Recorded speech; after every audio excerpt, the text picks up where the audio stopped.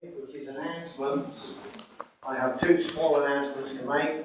One, there's a race night at Sanders Hall in Bedworth, which a friend of mine is coming to because they had a wedding reception there some years ago, and she thought it was a stately home she was going to. Not far wrong. And the other announcement is the civic concert will take place on May the 1st at Bedworth City Hall. Thank you. Move on then to item 6, and that is public participation. I have notice of 5 questions from members of the public, and I would invite Richard Spriggs to ask his question.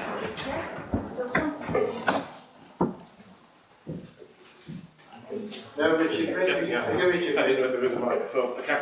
At its meeting in December 2014, the Nuneaton and Bedworth Borough Council Cabinet resolution included ensuring that points raised at the meeting by local residents in regard to the Bermuda Connectivity Project were referred to Warwickshire County Council officers for consideration.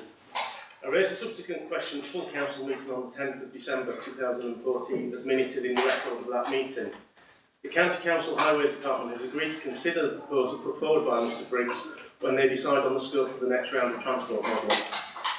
As a grant funding partner in the scheme, please confirm whether Warwickshire County Council have decided to extend the traffic modelling cordon and confirm the boundary of the new cordon. Additionally, as a local planning authority, please confirm if a scoping report has been issued by Warwickshire County Council and whether a scoping opinion notice has been issued by Nuneaton and Bedworth Borough Council in regard to the environmental impact assessment scope, and whether any of the following have been scoped out of the design development process: air quality, cultural heritage, disruption due to construction, ecology and nature conservation, landscape and visual impact, land use, traffic noise and vibration, pedestrians, cyclists, equestrians and community, vehicle travellers, water quality and drainage, geology and soils, ground investigation and flood risk assessment.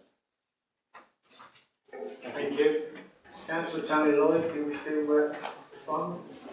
Good evening, Mr Mayor. Yes, I can confirm that the traffic model is being used to test the potential traffic and roading impacts associated with the Bermuda Connect project covers the whole of Nuneaton and Bedworth, and not just the roads to the immediate vicinity of the bridge. With regards to the environmental impact assessment, there will be undertaken by a consultancy called Atkins. Atkins are currently drafting a scoping report which will be submitted to the Borough Council for comment before it is finished. And I do believe I mentioned it before to you when you spoke. The County Council Highways Department agreed to consider the proposal put forward by Mr Briggs when they decided on the scope of the next round of transport model. Thank you. Thank you, Councillor. Can I now ask Mr Alan Baxter to ask his question, please? Alan Baxter.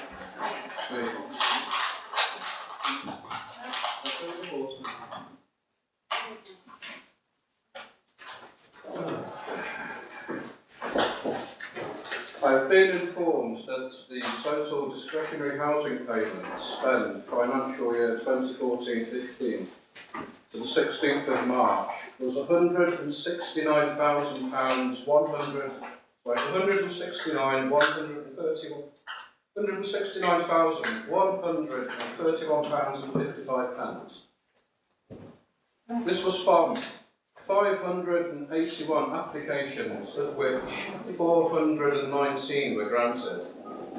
The council is to be congratulated on finally getting its act together and getting this money out to the people that need it. Quite evidently, based on this distribution, there is a significant need.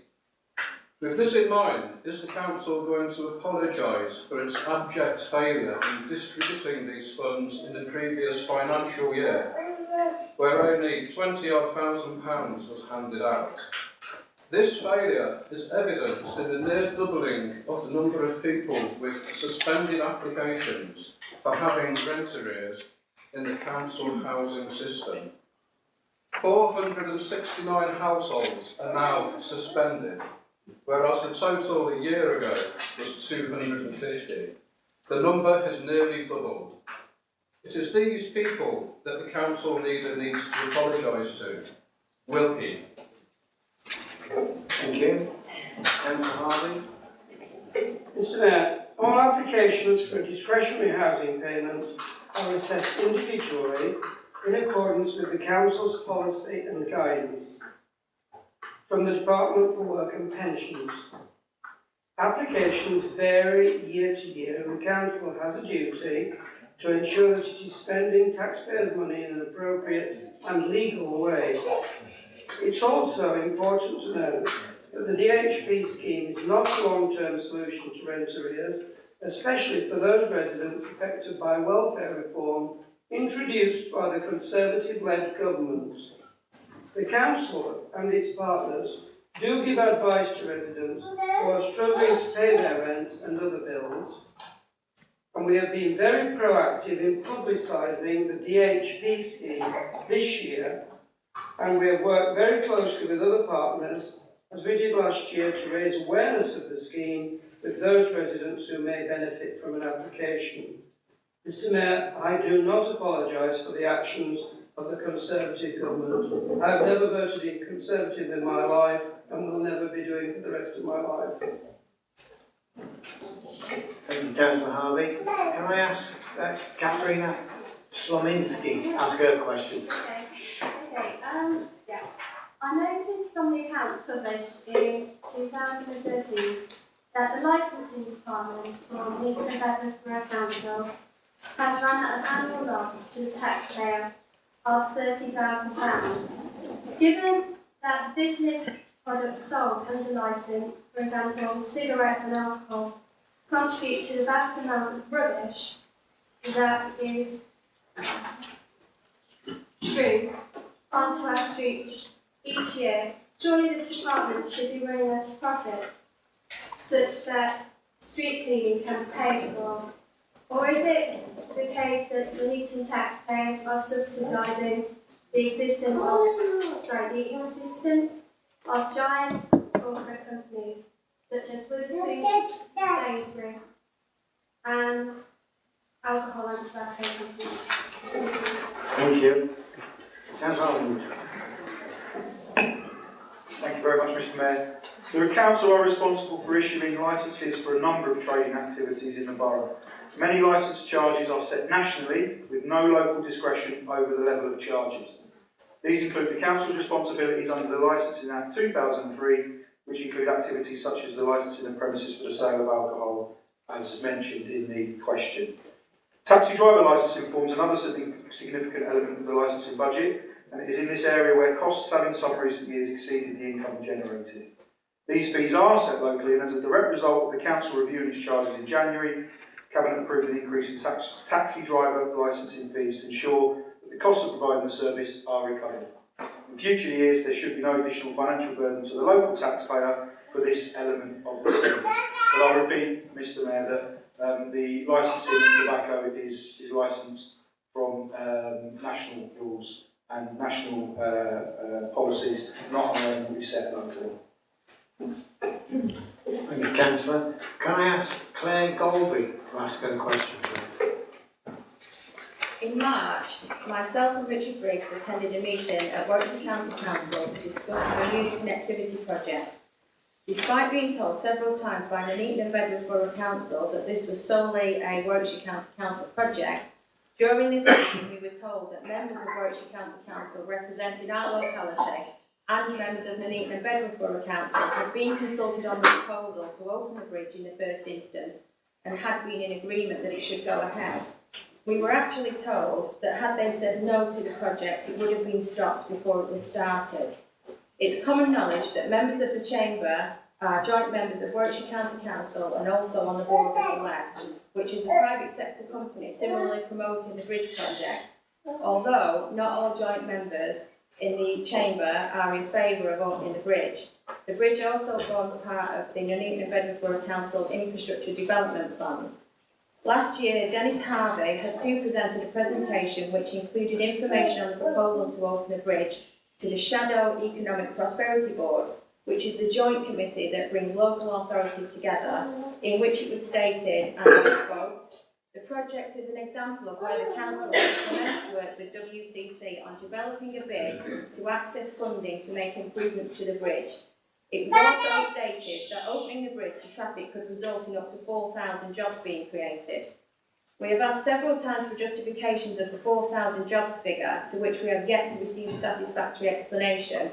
We have, however, received a letter from the CWF confirming there are more than likely to be around 200 jobs created. And as far as we can see, none of these jobs are directly reliant on the bridge being opened, because there is existing access to areas of employment in the Nuneaton area. Also, due to the drastic reduction in estimated jobs, the cost-benefit ratio on this project is massively adversely affected. Given this, does the council think it's acceptable to spend millions of pounds for so little return, and in the process decimate a quiet but thriving residential community? And given that so few jobs will be created, are there any other motivating factors for opening the bridge, when all the other issues caused by traffic congestion, movement of people and access to the new Bermuda Park railway station are addressed by other schemes such as the A444 improvement project, of which the Bermuda Connectivity Project is not part of the business case? Thank you. Yes, Councillor Tony Lloyd wants to respond. Yes, thank you for your question. We do work very strongly with the Warwickshire County, keeping informed of what's going on. The proposed Bermuda Connected Project would produce a variety of benefits beyond job creation. There are 4 objectives of the proposal, one of which relates to jobs. Others include addressing traffic congestion, improving access to new Bermuda Park railway station, and improving link to the wider area of the project. Therefore, not just about job creation, it will contribute towards tackling existing traffic congestion problems in parts of Nuneaton Town Centre by creating additional highway capacity, which will enable a wider area of Nuneaton to benefit, improving links into the A444. Improve connectivity in Nuneaton Borough through the creation of direct highway link between West Nuneaton and the Griff roundabout, particularly of benefit to the residents in West Nuneaton and the wider sub-region. Support economic growth through enhancing connected to potential job creation opportunities in Nuneaton, including the proposed expansion of the Bermuda Park major employment site. Improve the access to the forthcoming Bermuda rail station, situated off St George's Way, which is being delivered as part of the programme of a rail improvement association, Knuckle, aimed at enhancing rail connectivity on the north-south corridor. We continue to work with Warwickshire County Council to be able to know that. I've got another answer further on that we work with them, but we're not the actual major. Can I Move on to Liz Sidwell, please? Can I ask a supplementary No. question? Liz Sidwell, please. NBBC had previously stated that it's the WCC the pushing scheme for the Bermuda Connectivity Project. On the basis that we had previously been told that residents would be able to have a say, and NBBC confirmed that they have secured a question that clearly allows residents to respond to the scheme with a yes or no response to opening the bridge up to traffic. Can the NBBC also confirm that the consultation will be held at venues directly fronting the link and wrappings created, for example, the Bermuda Phoenix Community Centre, Glendale and Cross Schools? Thank you. Thank you. Councillor Tony Lloyd. Thank you again for the question. The proposed Bermuda Connect project is being solely promoted by Warwickshire County Council, and therefore the consultation will organised and managed by the County Council with no input from Nuneaton and Bellasford Council. The exact details of consultation have yet to be determined, but it will be conducted in accordance with the good practice on public consultation. It is possible that one of the locations of public exhibition event will be at the Epic Building, which is situated in Bermuda, and nearer to the bridge that affected local residents. The final decision on whether or not the proposed project should be progressed rests solely with the Warwickshire County Council Cabinet. A more detailed description of the pros and the responses to the consultation is scheduled to be reported to the County Council's Cabinet in October 2015. Elected members will have all relevant information before them when making a decision. Thank you. Thank you, Councillor. Can I now move on to item 7, questions from members? And in doing so, could I ask Councillor Jill Shepherd? Thank you, Mr. Mayor. My questions for the portfolio holder of housing and communities. Can I ask the portfolio holder what the impact of the bedroom tax will be to the residents of this district? Councillor Jackson. Thank you, Mr. Mayor, and thank you, Councillor Shepherd, for your question.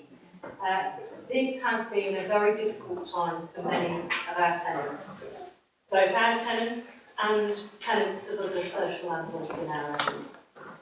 We have 746 housing benefit claimants who have been affected by the bedroom subsidy, of which 539 are our tenants. The impact, therefore, is huge. In order to mitigate the impact of the bedroom subsidy, bedroom tax as I call it, we have amended our allocation policy to ensure those who wish to downsize are awarded an appropriate priority home to help them move. So far, we have rehoused 23 tenants in this way, and we have a further 36 on our home register. During 2014-15, we have awarded discretionary housing payments to assist a further 139 trainees. We will continue to support those who are affected to move to an accommodation in an area they are satisfied with and which they can afford. Mr. Mayor, I wish we could do an awful lot more. We are doing everything we can to help people with services. Thank you, Councillor Jackson. Can I ask Councillor Cameron, please? Thank you, Mr. Mayor. Considerable media publicity about the advent of improvement stores in the Leeds Town Centre been evident in recent weeks. Could the leader inform me of any progress that is being or has been made with regard to Marks and Spencer or any other retail developments in the Leeds Town Centre? Thank you, Councillor. Councillor Harley. Thank you, Mr. Mayor. The Borough Council is keen to encourage and support, wherever possible, all retailers aiming to set up businesses in our town centres, both Nuneaton and Bedworth.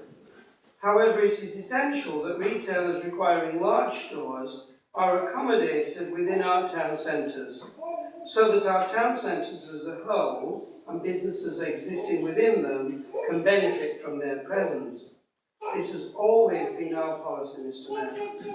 This approach has served us well and protected us from the devastating effect of out-of-town retail stores and parks, which is a far too common occurrence in many towns.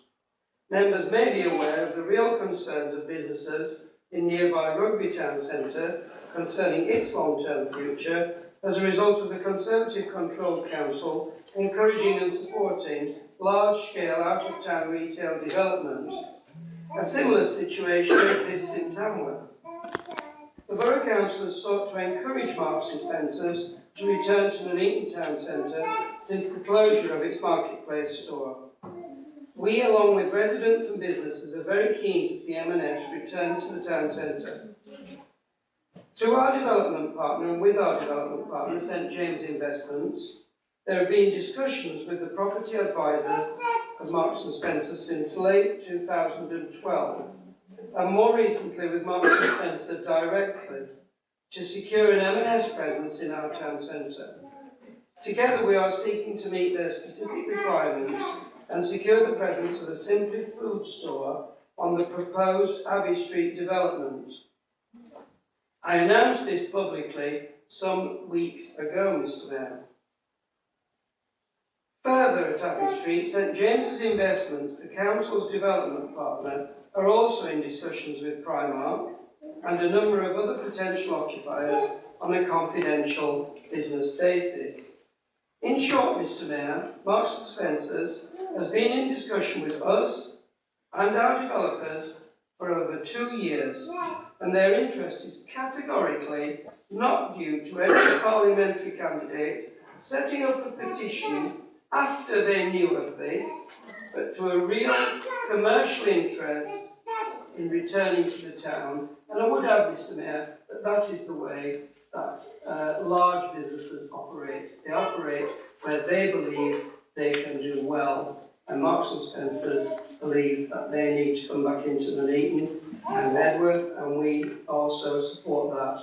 But that is the reason why there is renewed interest from Marks and Spencer's, not for any other reason that has been in the papers in recent times. Thank you, Councillor. Can I carry on? Councillor Martin, please. Thank you, Mr Mayor.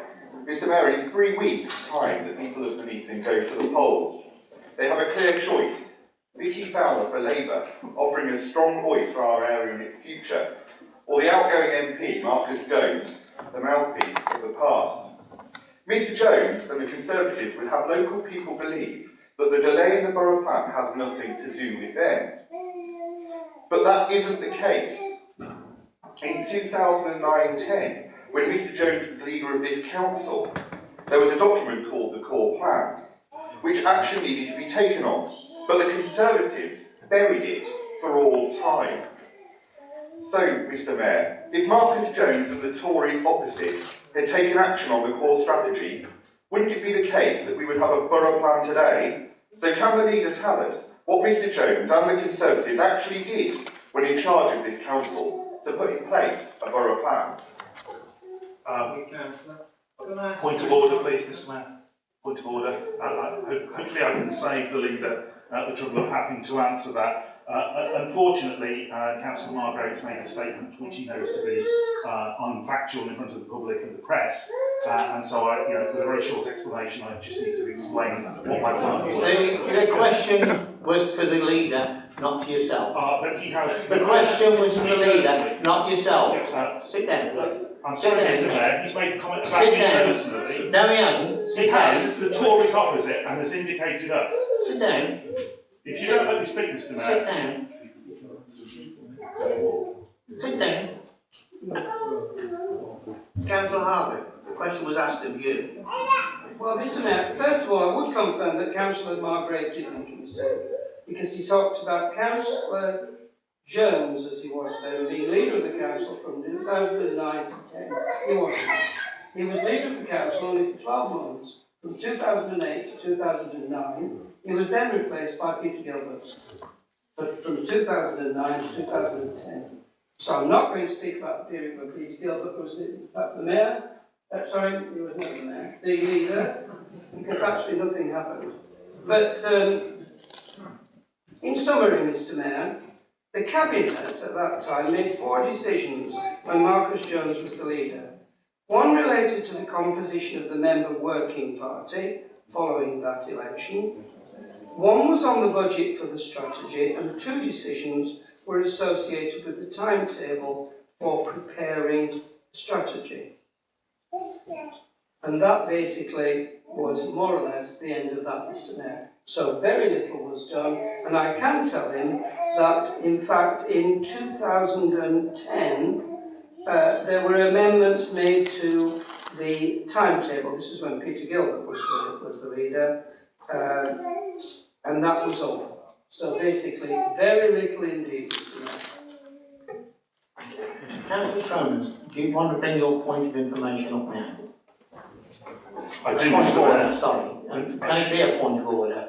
Yes, indeed. I mean, I'm not in any way objecting to the sheer gall and hypocrisy of a Labour councillor saying that, for the 2 years that we're out of 43 that Conservatives were in charge, we did bring forward a borough plan we haven't done in 5. But the point that I'm objecting to is that he refers to Marcus Jones and the Tories opposite.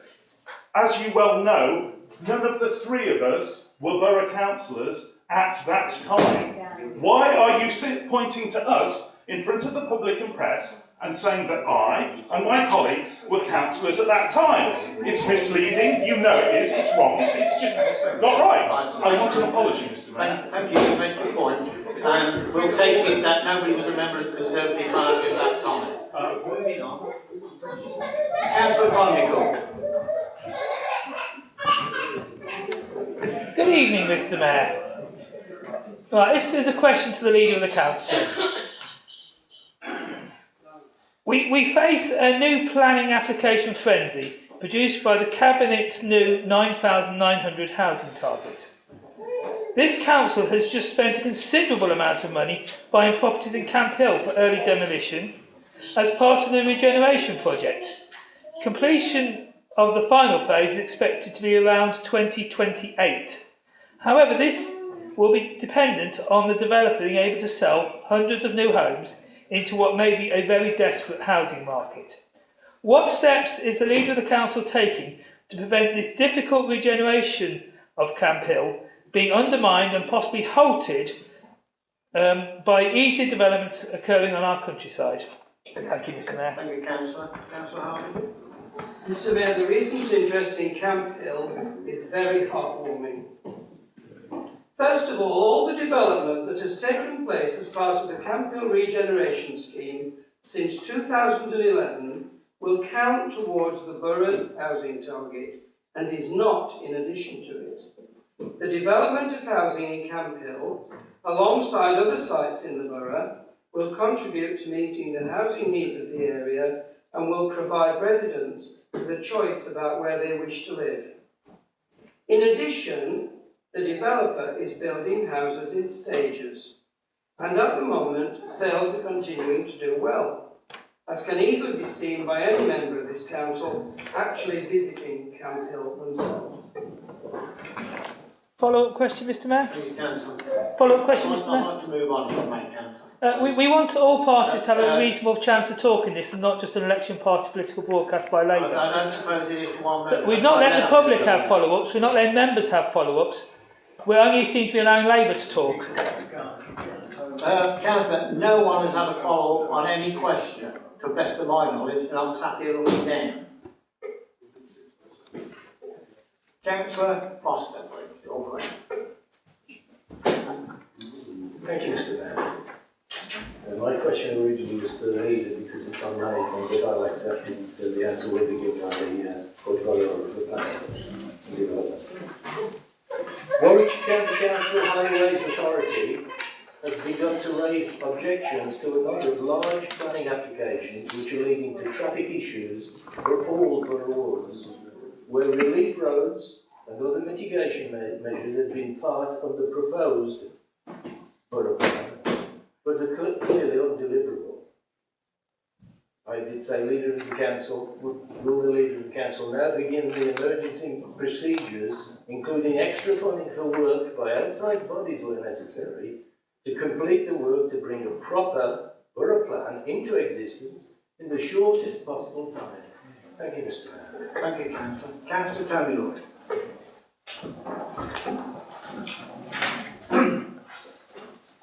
The Borough Council continues to work with Warwickshire County Council as Highways Authority, identifying the potential implication of meeting the road infrastructure needs for planned development within the borough.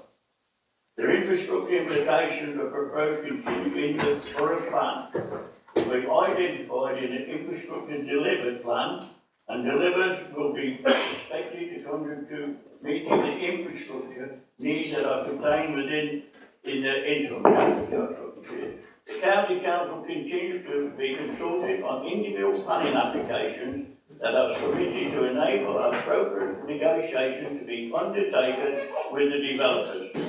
The refusal of planning application highway grants will be informed by advice provided by the County Council.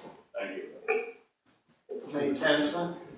Can we move on then to item 8 on the agenda, special urgency decisions. I'm informed there have been no decisions taken by the Cabinet under special urgency rules.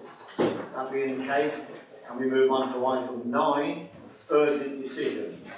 This is the annual review of urgent decisions taken during the course of the municipal year. As printed in the agenda, does any member wish to ask Councillor Harvey any questions arising from that report? Councillor Constable. Thank you, Mr. Mayor. We had on October 2014 the Future of Management Services operation of the Eton Centre, etc. Why was that urgent, considering it took such a long while to bring up the question of management of Eton Sports Centre? It tended to be kept secret for a long while and then come up as an urgent item. Can you explain why you use the urgent system and why we didn't have it available for calling? Thank you. Thank you, Councillor. Councillor Harvey?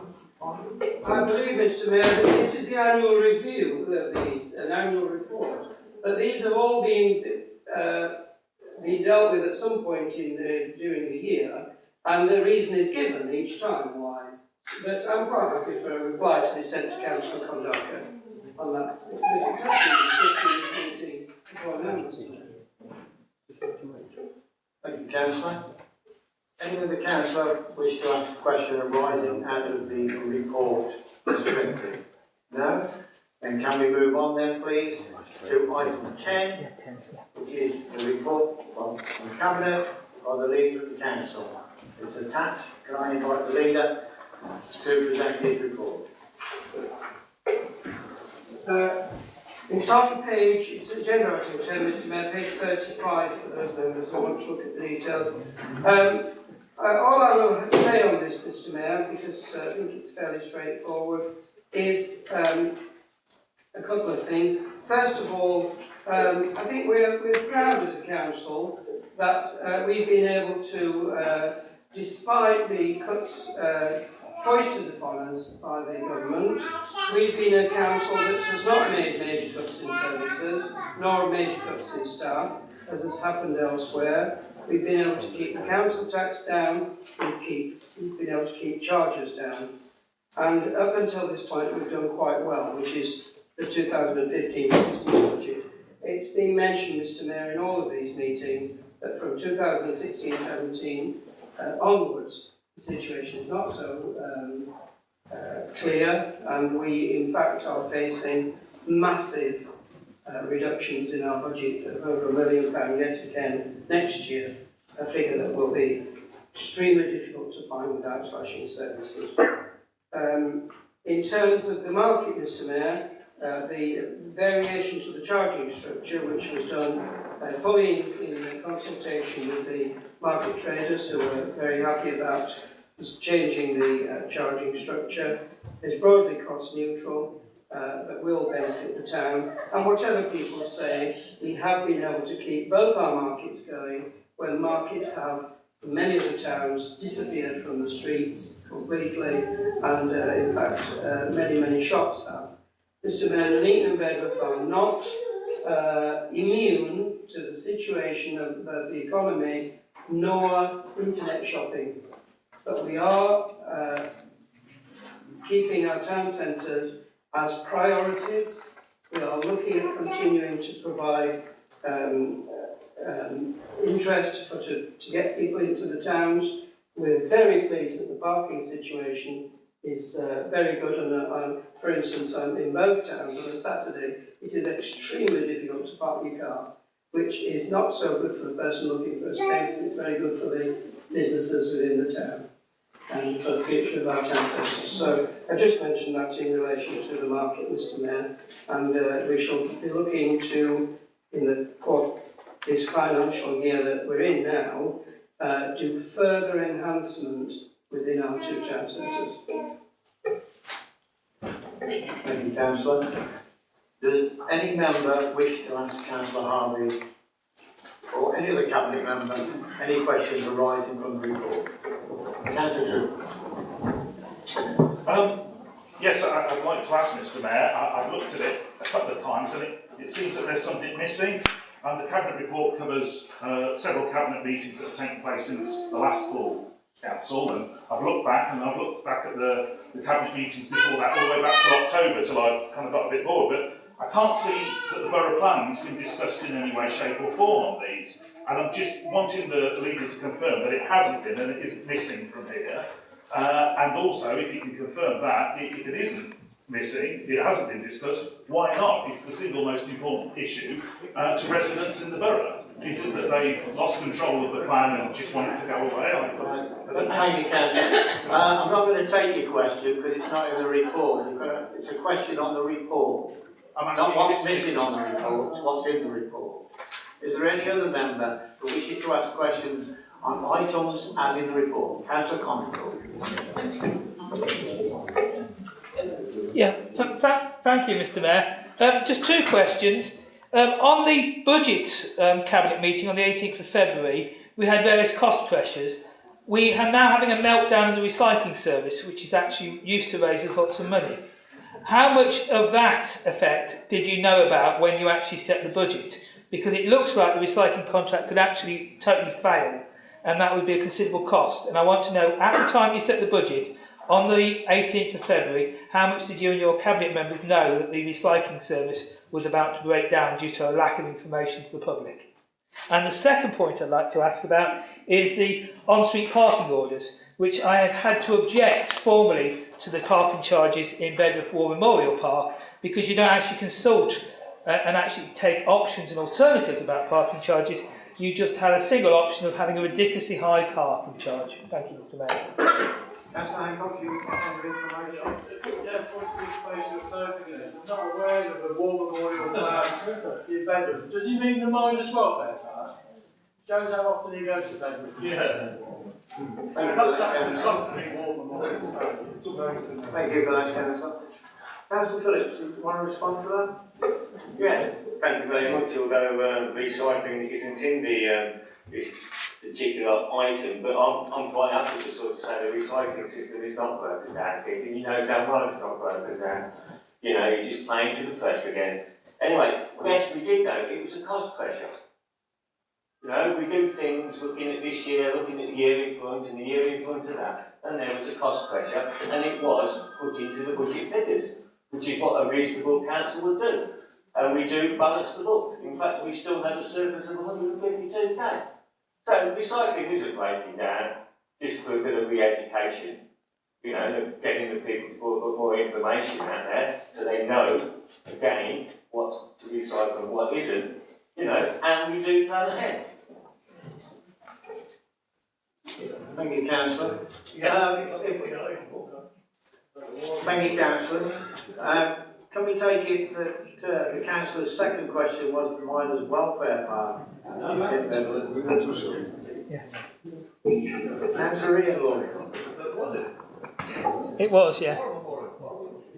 There's a park in Bedworth. It's on your own Bedworth, wasn't it?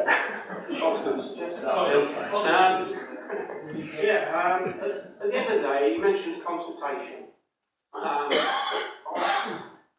Look, he was at the committee meeting, he heard what went on at the cabinet meeting, and consultation, yes, there was consultation. There was plenty of consultation in Bedworth Park. There was consultation with the cricket club, there was consultation with the football club, there was consultation with everybody. And so there was consultation with the public, because the public approached us.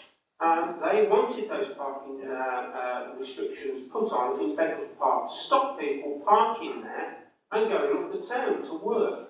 That's why it was there, because it was, at the end of the day, it was destroying the tendencies of the people that mattered, and that was the people that were actually using the park for leisure reasons. And I find it actually incredible that this is the second or the third time that he's had the answer to this question. It doesn't, no doubt whatsoever. I mean, at a recent meeting I attended, a hustings meeting, where one of his candidates actually stood up and said that their policies are desperate, and I described myself a little bit like Forrest Gump. I mean, no surprise, Mr. Mayor, that they ask questions like that when they give answers like that to the public at hustings meetings. It's a joke. He's had the answers, he's had them on a number of occasions, and he still keeps asking the same question. Yes, there was consultation. Point of personal information, Mr. Mayor? Was it personal information? Yeah, my point was the level of the charges, not the fact we're having them. Mr. Mayor, he knows the answer. He's asked that answer on several occasions. The level of charges, 3 hours free.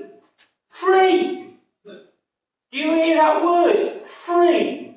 And the public asked for it, the same as the other facilities. Free. 3 hours. You can do all your business in Bedworth Park within 3 hours. And if And if you go at specific times of the day, if you go in, you're a dog walker and you go in the morning, yeah, you can walk your dog if it's before 8 o'clock, and then after 8 o'clock you've got 3 hours free, so you can actually have longer. And the same in the evening at bank holidays and Sundays. This is free. Free. I can't say anything else. 3 hours free. Do you get the word? Free.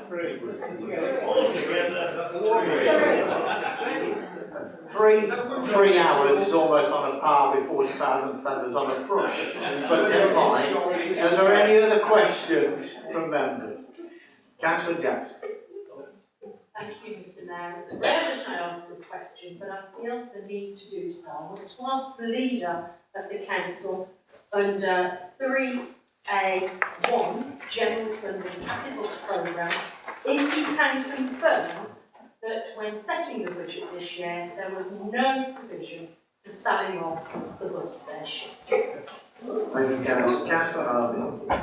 Well, I welcome the opportunity, Mr. Mayor, because I picked up yesterday a leaflet that says it's time to fight back. The bus station is likely to be next in line to be sold off by the Labour-controlled Borough Council.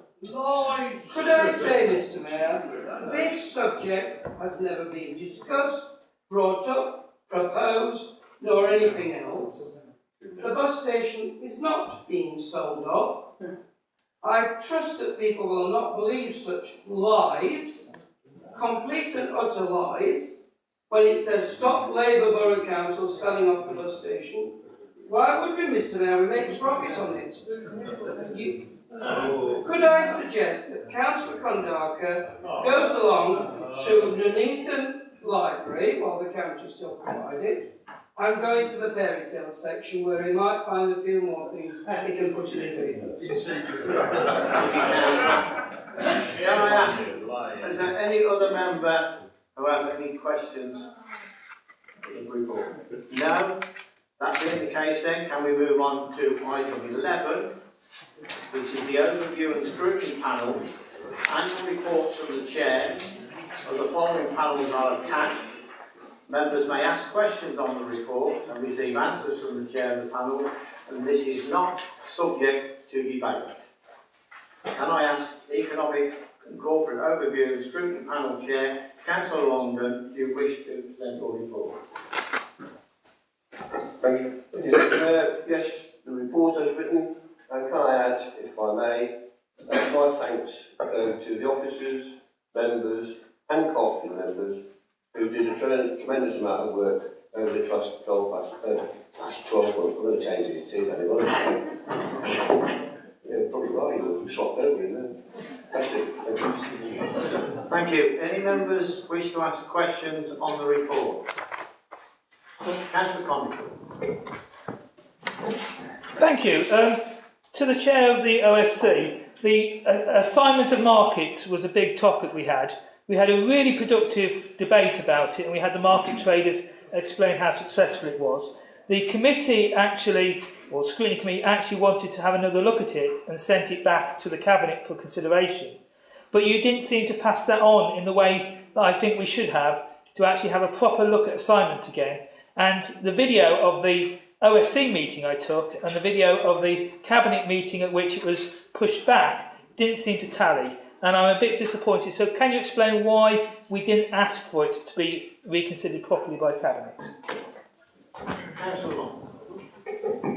Well, had he brought it back to the ONS, I might have done that, Chair, but as far as I'm aware, he never brought it back to the ONS. Now, he wants to raise it again, like he always does, and the items that have been discussed in this council chamber at cabinet 3, 4, 5 times, and he still brings it back to ONS. Do it again, and then perhaps the ONS will look at it next year. But as far as it goes, as far as I'm concerned, the report stands, and that work has been done. If you're not happy with it, raise it to ONS. Thank you, Councillor. Any other councillor have any questions on the economic overview? No? Then can we move on to 11B, Housing, Health and Communities Overview and Scrutiny Panel. Councillor Watkins. Thank you, Mr. Mayor. I'd like to review the report as it's written. Thank all of the staff, it's a very good piece of work done. All of the members and co-operative members that took part in it. This is a particular good piece of work where we see we get back to call a special council for supporting people, and this sort of report shows how our scrutiny can work in this council. But I'm open to any questions on this. Thank you. Thank you, Councillor Watkins. Does any member wish to ask a question?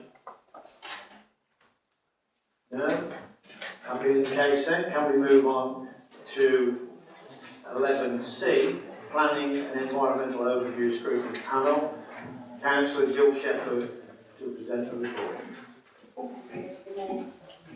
First, thank officers and members for taking part in the scrutiny all year and agreeing to do a couple of extra meetings to get business done. I will remove the report and answer any questions. Thank you, Councillor. Councillor Wilson. Thank you, Mr. Mayor. I'd like to ask the Chair of the Committee in relation to tree policy. In the last financial year, a municipal year, the Council has felled some trees which were subject to tree preservation orders. Has the Committee given any consideration to what happens in these circumstances? Because although the Council can't exactly fine itself, as it would happen with any other authority which felled trees in such circumstances, the Council will be imposing fines on those bodies responsible. To my knowledge, trees haven't been replaced at all or in an adequate timely fashion, as should happen under tree preservation order legislation. And I speak as a ward member who has had such an instance occur in my ward, and it caused considerable concern from residents at the time. Thank you. Councillor Shepherd. Three questions.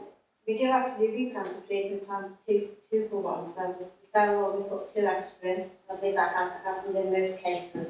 But I'm sure if you've got more, you can see it. Thank you, Councillor. Any other member? Councillor Conley.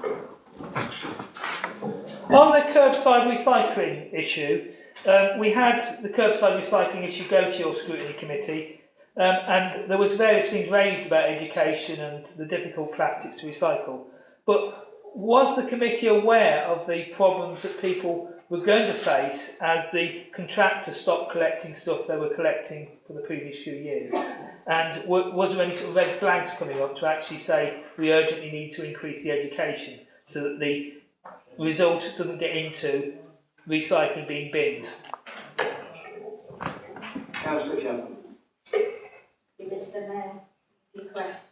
It is actually ongoing. Promotion zone is ongoing. It's something scrutiny and very hot on, and the cabinet member has been very obliging and taken all our recommendations on board. Thank you. Thank you, Councillor. Councillor Foster. Thanks, Mr. Mayor. I'm the Vice Chair of this ONS, so I think the work, Jenny, is pretty good. I just want to clarify, Councillor Shepherd, the what's written on air quality is rather sparse. As the Council knows, I've made a lot of noise, especially regarding the borough plan, to do with air quality and to do with the recent serious health issues that have arisen mainly recently to do with diesel particulates. And that still hasn't struck home. I mean, the fact is we haven't measured diesel particulates at all since 2009. The nitrogen dioxide that we measure really doesn't give a good indication. And I don't think, as we've written it here, it really specifies that well enough. And I think we perhaps need to make sure we're doing that. Thanks, Mr. Mayor. Thank you, Councillor. Councillor Shepherd. Mr. Mayor, I don't think there was a question in there. I think it was a statement. So I won't be put for an answer. Thank you, Councillor. Councillor Conley. Yeah, just a quick point on the air quality. The air quality feature came in quite late in the municipal year. It was actually 2015 when we looked at the air quality issues. But we're presented with 2013 data at the beginning of 2015. So we're actually a year and a half behind. And actually the air quality's got worse than the last year. So can you tell us why we aren't trying to get the air quality discussed at your scrutiny in a timely fashion rather than waiting a year and a half? Because in 2013 it was getting better, in 2014 it's getting worse, and you're reported about the 2013 data. Councillor Conderford. We do monitor data. Obviously, as you well know, that we are reliant on outside bodies to help and support us in this, which is why sometimes the data isn't as handy as we'd like it. And I am aware that Scrutiny and the officers are looking at that. Thank you, Councillor. Is there any other member have any questions? No? That being the case then, can I thank you for your involvement? And can I move from the chair that the report, together with the charts on page 45 and the annual data on page 46, be noted? Is there a second of that? Second. Thank you. Can we take the vote? All those in favour, please show.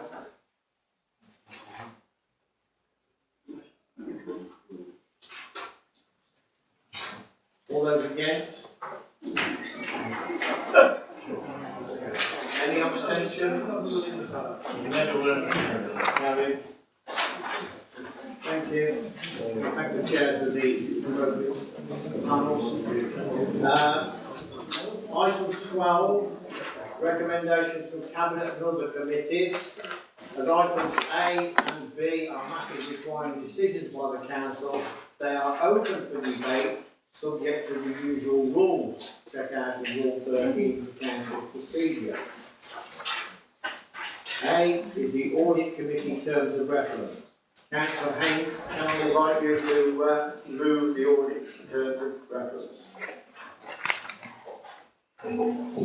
Thank you, Mr. Mayor. I do so. I move the report, but I do think I'll need to outline in short briefly what the report's all about, because it's rather thick, and then some of the members probably haven't even opened it up to have a look at. The terms of reference for the Audit Committee have been updated to ensure that they reflect the current guidance and the best practice. The revised terms of reference are recommended to the Council for approval so that the Constitution can be updated accordingly. Do you want me to move the second one as well? Would you want to talk about that? Is there a second to 12A? Yes. Thank you. Anybody want to talk on change of the Constitution? No? Thank you, Chair. Oh, Councillor Conlon.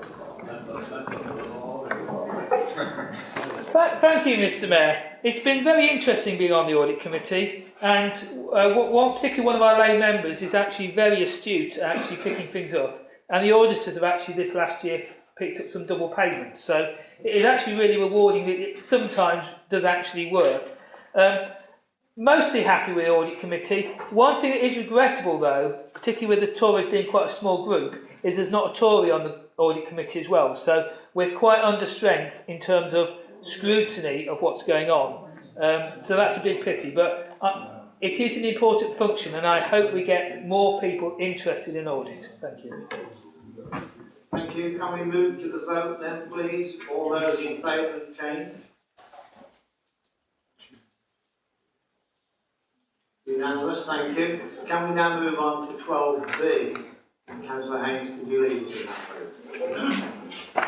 I move that the contract procedure will be attached to Appendix A, which starts on page 69, and the finance procedure rules which start at page 101, attached to Appendix B, be approved and the Constitution be amended accordingly.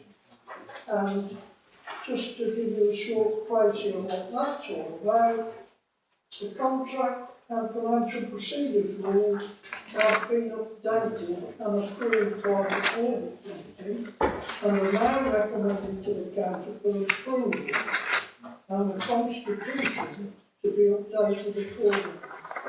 The main changes have arisen from a new EU public sector procurement directive that came into force in February 2015. Thank you, Councillor. Is that final second there? Seconded. Thank you. Anybody want to speak on it? Councillor Condy. Yeah, just one quick point about NABCEL, because obviously it could be spending lots of our money, and how the financial rules will work with that, or whether things will be actually bought by the council and then transferred to NABCEL, so they'll actually go through the rules. I think we're discussing changes to the Constitution. Is that part of the changes? Well, we're changing the procedural rules. Is that what you're talking about? Yeah, just how it works with NABCEL. At this point, Mr. Mayor, I must now declare an interest in being a member of NABCEL. Could I speak? I'm allowed to speak, it's up to the director. I speak to the laws, Councillor. NABCEL, Nuneaton Bedford Community Enterprises Limited, is a council-owned entirely organisation which is set up under recent laws which give the council the opportunity to do matters regarding trading. And the three councillors on it are myself, Councillor Jackson, and Councillor Wilson. I was going to say Chris. Councillor Wilson. So it's not sort of dominated by one party. And so far, Mr. Mayor, has been extremely successful. And I'm sure that directors of NABCEL, unpaid directors I add, we would be only too willing to make sure that everything is audited. Can I, while I'm there standing, Mr. Mayor, can I just praise our own internal audit staff, as well as our general finance staff, because over the years, things have been brought to our attention by the internal audit staff, which have not only saved us a great deal of money, but been very useful information, and we haven't had to rely upon bringing in expensive people all the time to look at the things. Our own internal staff have served us extremely well. Councillor Jones. Mr. Mayor, in light of the mention of NABCEL, I declare I am the Director of the Trade Dispensation. Councillor Wilson. Thank you very much, Mr. Mayor, and I too would like to make the same declaration since Councillor Condocker has raised the issue. But for me, this isn't a party political issue on this particular point. Having served on the board, I can say, hand on heart, and I'm sure that the other two members can as well, as far as possible, all policies which the board has approved have closely resembled, if not been exactly the same, as the council's own contract procedure rules and finance procedure rules, to ensure that we are procuring facilities in an ethical and business-like manner at the same time. And the officers, I have to say, have been very ingenious in terms of coming up with suggestions for what we can consider, and are making a direct and viable contribution to the budgetary situation which we are facing. And I can assure you that I think on this issue, no councillor, or indeed any of the other directors, officer directors, would see the council be diddled in any way, shape or form, because it's not in our interests or our residents' interests, and I can see no reason to vote against this item at this stage. Thank you, Councillor. Any other councillor wish to speak on the subject? No? Then, as the recommendations have been presented, moved and seconded, could we move to the vote, please? All those in favour? That's unanimous. Thank you very much, Before I close the meeting, could I take this opportunity to thank all members of the council for their consideration, understanding and patience over the last year. It's been very much appreciated. Even those who rolled their eyes and touched it a lot, it didn't really matter. I can just thank you for your patience. And with that, ladies and gentlemen and the public, thank you for coming. And that concludes the business of the council. I now propose to close the meeting. All rise, please.